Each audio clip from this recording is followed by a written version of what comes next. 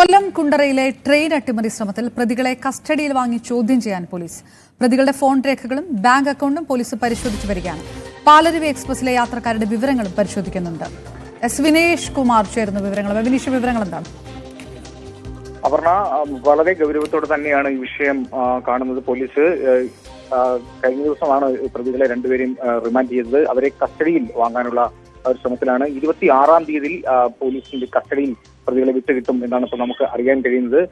കുണ്ട്രയിൽ railway പാളത്തിൽ telephone post കണ്ടെത്തിയ സംഭവത്തിലെ പ്രതികളെ കസ്റ്റഡിയിൽ വാങ്ങി കൂടുതൽ ചോദ്യം ചെയ്യുന്നതോടൊപ്പം തന്നെ കൂടുതൽ വിവരങ്ങൾ പോലീസിന് ലഭ്യമാകുമെന്നാണ് നമുക്കിപ്പോൾ അറിയാൻ കഴിയുന്നത്. കാരണം ഇതിന്റെ ഈ ട്രെയിനിന്റെ അട്ടിമറിയുമായി ബന്ധപ്പെട്ടുള്ള അന്വേഷണമാണ് ഇനി നടക്കേണ്ടത്. അപ്പോൾ ഇവരുടെ ഫോൺ രേഖകൾ പോലീസ് പരിശോധിക്കുന്നുണ്ട്. ഒരു വർഷത്തിൽ ഉള്ള ഫോൺ രേഖകൾ, അതായത് ഫോണിനകത്തുള്ള കോൾ ലിസ്റ്റുകൾ കൃത്യമായി പരിശോധിക്കുന്നുണ്ട്. അതുപോലെ തന്നെ ഇവരുടെ ബാങ്ക് അക്കൗണ്ട് വിവരങ്ങൾ കൃത്യമായി പോലീസ് പരിശോധിക്കുന്നു. അതുപോലെ തന്നെ ഇവരുടെ ക്രിമിനൽ പശ്ചാത്തലം കണക്കിലെടുത്തുകൊണ്ട് ഇവരുടെ ഫ്രണ്ട് സർക്കിളിലുള്ളവരുടെ എല്ലാവരുടെയും മൊഴികൾ പോലീസ് ശേഖരിക്കുന്നുണ്ട്. കഴിഞ്ഞ ദിവസമാണ് NIA എത്തി ഇവരെ വിശദമായി ചോദ്യം ചെയ്തത്. അതുമായി ബന്ധപ്പെട്ട് ഇവരുടെ വീടുകളിൽ പരിശോധന നടന്നിരുന്നു. പക്ഷേ അസ്വാഭാവികമായിട്ടൊന്നും കണ്ടെത്താൻ സാധിച്ചില്ല എന്നാണ് നമുക്കിപ്പോൾ അറിയാൻ കഴിയുന്നത്. പക്ഷെ എന്നാലും ഇതിൻ്റെ അകത്ത് ഒരു അട്ടിമറി ശ്രമം പോലീസ് തള്ളിക്കളയുന്നില്ല. ഇവരുടെ മൊഴി പൂർണ്ണമായും പോലീസ് വിശ്വസിച്ചിട്ടുമില്ല. ഇവർ രക്ഷപ്പെടാനായിട്ടുള്ള മൊഴി മാറ്റി പറഞ്ഞ സാഹചര്യമാണ് പോലീസിന് അറിയാൻ കഴിഞ്ഞതെന്നാണ് നമുക്ക് അറിയാൻ കഴിയുന്നത്. എന്തായാലും പ്രതികളെ ഉടൻ തന്നെ കസ്റ്റഡിയിൽ വാങ്ങും എന്നാണ് അപർണ നമുക്കറിയാൻ കഴിയുന്നത്.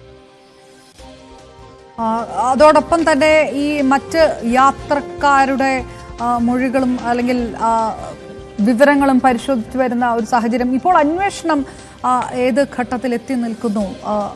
ഏതെങ്കിലും ഒരു നിർണായക വെളിത്തിരിവിലേക്ക് കടക്കാനുള്ള ഒരു സാധ്യതയുണ്ടോ? ഈ തുടക്കത്തിലൊക്കെ ആരോപണങ്ങൾ ഉന്നയിക്കപ്പെട്ടതുപോലെ അങ്ങനെ എന്തെങ്കിലും സൂചനകളൊക്കെ പോലീസിന്റെ ഭാഗത്തുനിന്ന് പുറത്തേക്ക് വരുന്നുണ്ടോ വിനീഷ്? അപർണ, ഇവരെ കസ്റ്റഡിയിൽ വാങ്ങി ചോദ്യം ചെയ്തെങ്കിൽ മാത്രമേ കൂടുതൽ വിവരങ്ങൾ പോലീസിന് ലഭ്യമാവുകയുള്ളൂ എന്നാണ് നമുക്കിപ്പോൾ പോലീസിൽ നിന്ന് അറിയാൻ കഴിയുന്നത്. അതുപോലെ തന്നെ പാലരുവി എക്സ്പ്രസ് കടന്നു വരുന്ന സമയത്തായിരുന്നു ഇവർ പാളത്തിൽ പോസ്റ്റ് സ്ഥാപിച്ചിരുന്നത്.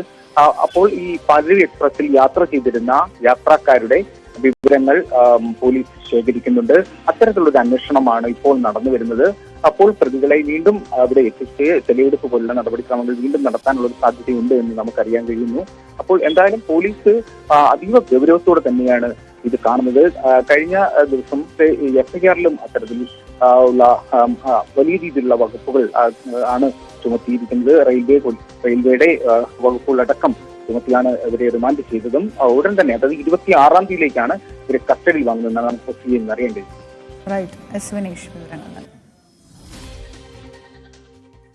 ജാമ്യത്തിന് നീക്കം തുടങ്ങി PC ജോർജ്. കസ്റ്റഡി സമയം പൂർത്തിയാക്കി പോലീസ് കോടതിയിൽ ഹാജരാക്കിയാൽ ജാമ്യ ഹർജി നൽകാനാണ് നീക്കം. ശ്രീജിത്ത് ചേരുന്നു. ശ്രീജിത്ത്, അടുത്ത നിയമ നടപടിക്രമങ്ങളിലേക്ക് കടക്കുന്നു. ജാമ്യ ഹർജിയിലേക്ക് തന്നെ ഉള്ള നീക്കമാണ് സജീവമാകുന്നത് എന്നാണോ വിവരങ്ങൾ?